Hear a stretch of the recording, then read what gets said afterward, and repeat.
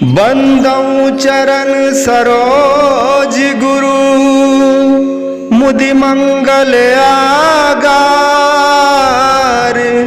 जहि सेवक नर होत हैं भव सागर से पार। गुरु जी के सुमिरन मात्र से नाशक विघ्न अनंत। तासे सर्व आरंभ में ध्यावत है सब संत। बोलो जयकारा बोल मेरे श्री गुरु महाराज की जय। बोलिए साचे दरबार की जय। श्री आनंदपुरवासी भगवान की जय। श्री नगली निवासी भगवान की जय। समस्त भगत जी को जय सच्चिदानंद जी। भगत जी इस चैनल को सब्सक्राइब कीजिए, वीडियो को लाइक कीजिए और वीडियो को ज़्यादा से ज़्यादा शेयर कीजिए ताकि यह भक्तिमय सत्संग समस्त गुरुमुख जन तक पहुंच सके। जय सच्चिदानंद भगत जी। हम साधारण मनुष्य भी उस दिव्यता के अंश हैं। अज्ञानता से माया का पर्दा हमारी आत्मा पर पड़ा हुआ है। जिस प्रकार पत्थर के फर्श को घिसना, चमकाना और पालिश करना पड़ता है जिससे उसमें चमक आती है, उसी प्रकार अज्ञानता का गहरा आवरण आध्यात्मिक साधना से हटाया जाता है तो आत्मा का अनुभव होता है जो शुद्ध नित्य स्वयं प्रकाशित है। आध्यात्मिक साधना या उसके साधन नियम जिससे शुद्ध आत्मा का अनुभव किया जा सके पूर्ण सद्गुरु से ही सीखे जा सकते हैं। न कोई पर्दा है उसके दर पर, न रूहे रोशन नकाब में है। तू आप अपनी खुदी से ए दिल हिजाब में था हिजाब में है। जब अंधकार रूपी अज्ञानता का पर्दा हट जाता है तब इस आत्मा के प्रकाश का अनुभव प्रत्येक के समान होता है। हमारा शरीर, हमारा मन, समस्त सांसारिक पदार्थ जो हम चारों ओर देखते हैं वे काल्पनिक प्रतिबिंब हैं।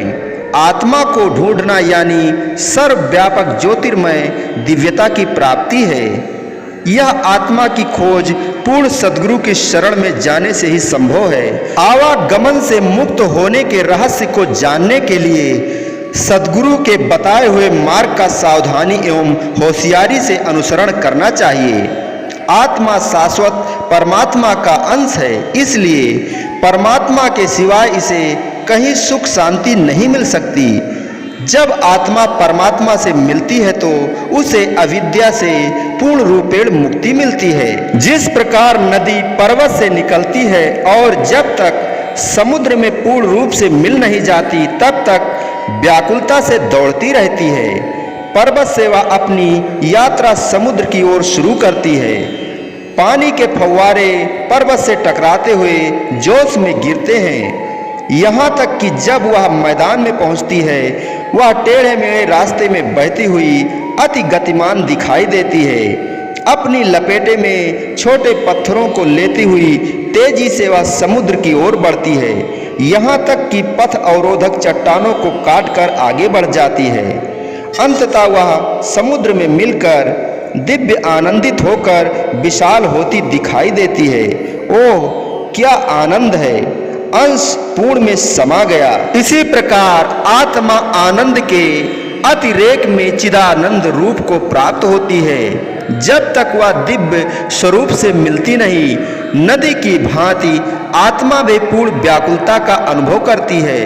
जब तक उसे अमरता प्राप्त नहीं होती, आत्मा रूपी नदी सब बाधाओं से जूझती है। उस विशाल अनंत सागर परमात्मा तक पहुंचने के लिए उसके पास विश्रांति नहीं, शांति नहीं, स्वतंत्रता नहीं।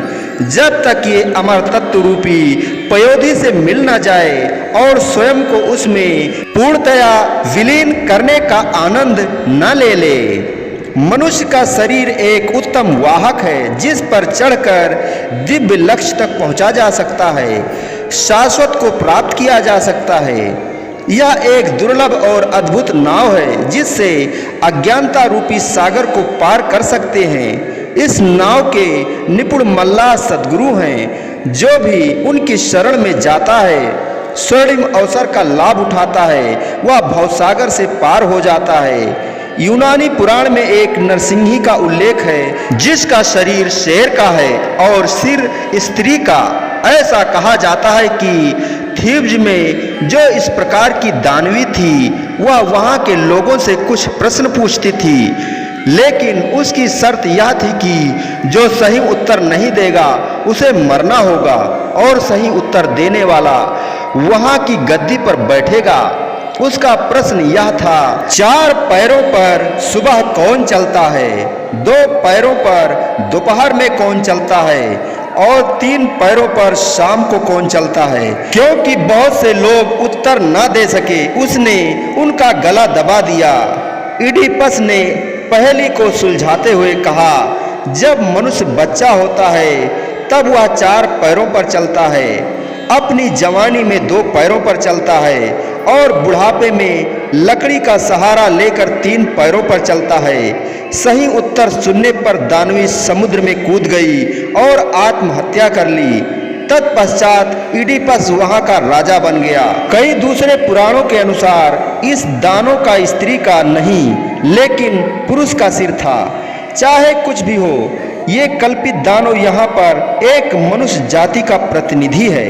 वास्तव में मनुष्य में पाशविक वृत्तियों का एवं बुद्धि का भी समावेश है जो हमारे चरित्र में नजर आता है और यही आत्मा को छिपाए रखता है।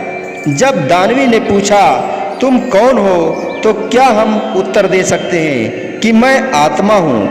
यदि हाँ, तो दानवी जो हमारे अंदर है उसका अंत हो जाएगा। तब हमें स्वयं से साक्षात्कार करने की अनुभूति होगी। जिसको भी साक्षात्कार होगा वह राजाओं के राजा दिव्य परमात्मा से एकाकार हो जाएगा और भौतिक अस्तित्व के भव सागर से मुक्त हो जाएगा। अन्यथा ये काल्पनिक बेड़ियों के आकर्षण में फंसकर अनगिनत जन्म मरण के दुखों का अनुभव करेगा।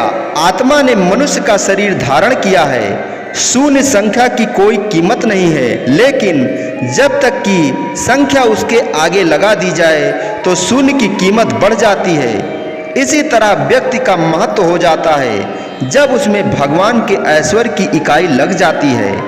इस ऐश्वर्य के बिना मनुष्य संभवतः एक पशु की न्याय ही है। अर्थात जब मनुष्य भौतिक काल्पनिक जगत के पदार्थों में फंस जाता है तब वह भगवान से परे हट जाता है और तब सब दुख उसे आ घेरते हैं।